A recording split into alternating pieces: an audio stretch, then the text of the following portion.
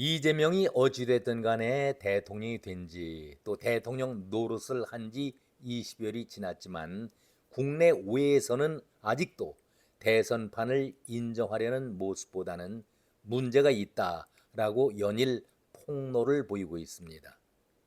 지난번에 대선을 감시하겠다라고 미국의 국제선거감시단이 내한을 했었죠. 그리고 열흘 정도 머물다가 이들이 돌아갔는데 이들이 내린 결론은 이번 대선 투표는 부정선거 투표였다라고 충격적인 발표를 했습니다. 바로 우리 시각으로 내일 자정입니다. 내일 자정에 미 내셔널 프레스 클럽에서 기자회견을 갖습니다. 이재명으로서는 충격적이고 초조하겠죠. 그리고 우리 모두에게도 초조한 하루가 될 것이다. 이런 생각을 가져봅니다. 깜나라 조진국 시간입니다. 한마디로 끔찍하고 충격적인 뉴스가 아닐 수 없습니다. 어쩌다가 우리나라가 이런 부끄러운 뉴스로 전 세계의 이목을 받아야 하는가, 이 지경까지 왔는가, 정말 개탄스럽다라는 느낌을 지울 수가 없습니다. 사실 여부를 떠나서 이런 말 자체가 나온다는 것이 부끄러운 일 아니겠습니까? 선진 대한민국, 민주 대한민국인데 이들은 내일 우리 시각으로 내일 자정에 구체적인 증거를 밝히겠다. 워싱턴 타임즈지가 폭로를 하고 있습니다. 내일 6월 26일 한국 시각으로 자정입니다. 이번 선거는 한마디로 stolen elect, 도둑 선거, stolen elect라고 규정하고 있는 저들인데 아니 자기 나라 선거도 아닌 한국의 선거를 어떻게 이렇게 극단적인 단어를 써가면서 표현할까? 정말로 충격적인 그런 날이 될 것 같습니다.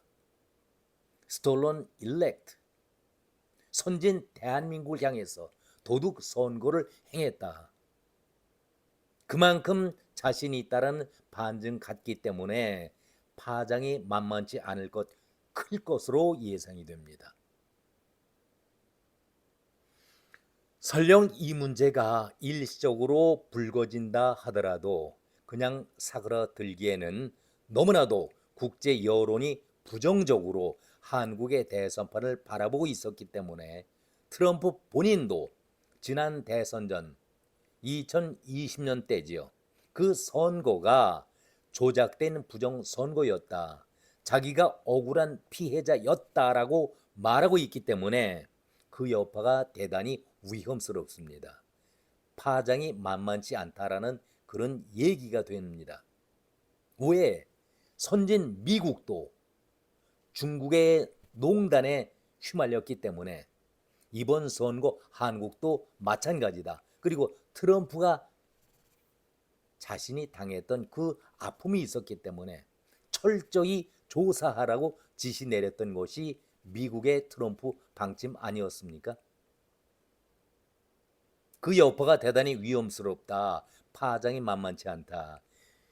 이재명 정권이 이 파도를 넘기기에는 감당하기가 너무나도 커다란 상처와 흠집이 나지 않을까 걱정과 우려가 됩니다.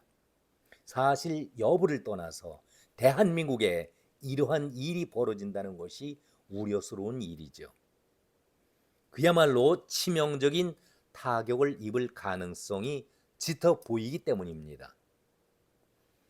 바로 얼마 전에 G7 정상회담이 열렸었죠. 트럼프가 이재명을 대하던 모습을 여러분 영상을 통해서 보시지 않았습니까? 정상들 간에 G7 정상회담에 초청자든 참여자든 간에 일단 그 테이블에 나올 때는 결례를 그렇게 보이질 않습니다. 예의상도 그렇게 대하질 않는데 저는 트럼프의 그런 모습을 보는 순간 바로 문재인의 얼굴이 떠올랐습니다. 마치 평창 올림픽 자리에서 문재인을 쳐다보지도 않고 자리도 미국의 부통령이든 대통령이든 참석하는 자리라면은 우리 대통령 자리 옆에 자리를 만드는 것이 보통 아니겠습니까? 그것이 정상적인 자리입니다.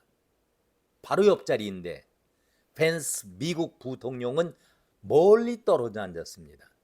그리고 만찬 자리는 의도적으로 참석하지 않는 그런 결례를 보였었습니다. 왜 그랬을까요? 저는 그 모습을 바라보면서 그때의 그 모습을 생각하면서 트럼프가 이재명에게 이런 모습으로 대하다니. 문재인보다도 이재명을 더 믿지 못한다는 미국으로 볼 때에는 철저히 불신하고 있는 이재명과 그 수하 졸개들, 미국이 인정해 달라고 읍소를 보이고 있지만 이재명이 하는 얘기가 한미 동맹은 특별히 더 강화되어야 한다라고 주장을 하고 있지만 미국은 쳐다보지도 않고 관심도 보이지 않고 있습니다. 연일 이렇게 떠벌리고 있는 이재명의 표정과는 달리 미국은 관심 대상에서 전혀 관심을 쓰지 않고 있습니다. 트럼프가 정상들과의 만남에서 이렇게 이재명을 따돌린다는 것은 외교 자리에서는 도저히 있을 수 없는 일이지요. 이건 결례 정도가 아니라 상대를 개무시하는 그런 모습 아니겠습니까? 저는 이때의 이 모습에서 트럼프의 외교 창구죠. 핵심 조언자인 고든 창이 이번 대선판에 대한 모든 종합적인 브리핑을 트럼프에게 하지 않았을까라는 생각을 가져봅니다. 그래서 트럼프가 한국의 대선판에 대해서 이미 내용을 공유하고 있지 않았을까라는 생각을 가져보기 때문에 우려와 걱정이 더 심각하다, 이런 말씀을 드립니다. 이재명은 그런 얘기를 합니다. 평화를 얻기 위해서는 아무리 비싸도, 아무리 자존심이 상해도, 아무리 기분이 나빠도, 아무리 화가 나도 어떤 대가를 치르더라도 전쟁보다는 낫다, 이렇게 얘기를 하면서 저쪽이 핵무장을 했으니까 우리도 핵무장을 하자, 이렇게 선동질을 하고 있는데 이것은 한마디로 미친 짓이다, 반대라고 있는 것이죠. 사드 배치는 우리 한국의 손해일 뿐이다, 이런 얘기까지 했습니다. 그러면서 한미 동맹을 강화하자, 씨알이 먹히겠습니까? 정말 이런 발언을 한다면은 미친 자는 누구일까요? 이렇게 미친 발언을 쏟아내고 있는 자가 바로 이재명인데, 붉은 색깔을 지니고 있는 이재명이 트럼프의 지지를 받고자 한미 동맹을 강조하겠다? 아무리 외쳐본들 무슨 귀신 씨나라 까먹는 소리냐, 김밥 옆구리 터지는 소리를 하고 있느냐, 미국 측에서 반응이 있을 수 있겠습니까? 한미 동맹을 강화시켜야 한다라고 미국에 읍소하면서 미국의 지지를 받으려고 하지만 지금 민주당의 구성원들을 한번 살펴보지요. 미국 비자를 받지 못할 붉은 이념적으로 빨갱이들이 민주당에 얼마나 많이 있습니까? 이번 내각을 꾸리는 데에도 미국에 과연 인정할 만한 자가 과연 몇 명이나 됩니까? 참으로 이거 모순 아닙니까? 김민석이 주한 미 문화원의 점거 사태의 핵심 인물이었습니다. 뇌물을 받아먹은 아주 파렴치하고 지저분하고 추한 그런 악질 범죄자 아닙니까? 그런데 미국이 인정을 하겠습니까? 우상호는 어떤 자입니까? 정청래는 과거에 어떤 짓을 또 해왔습니까? 이런 쓰레기들을 미국이 입국하도록 비자를 발급해 주겠습니까? 그런데 이제 와서 한미 동맹을 강조하고 한국과 미국이 더욱더 가까워져야 한다. 이렇게 떠들고 있는 자들의 말을 미국이 믿겠습니까? 가장 우두머리 이재명은 이미 미국에서 싱하이밍과 면담했을 때에 이재명의 발언을 여러분 기억하실 겁니다. 그때 이미 이재명에 대한 평가를 끝냈다라는 소리가 들리고 있습니다. 한마디로 문재인도 불신하면서 쓰레기 취급을 했듯이 이재명은 그 아래급의 쓰레기라고 이미 평가를 내린 바 있었는데 지금 한미 동맹 운운하고 있으면서 미국에 손을 내밀고 내각 구성원들은 그대로 이념적으로 좌편향, 좌빨들을 포진시킨다면 어느 누가 믿겠습니까? 이제 결론입니다.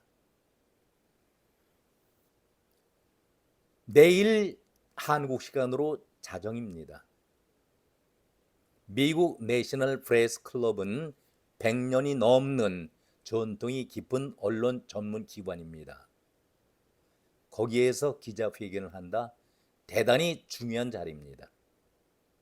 거기서 밝히는 기자회견 자체가 아마 이재명 정권에 어떤 영향을 주지 않을까 사뭇 걱정과 우려가 교차됩니다.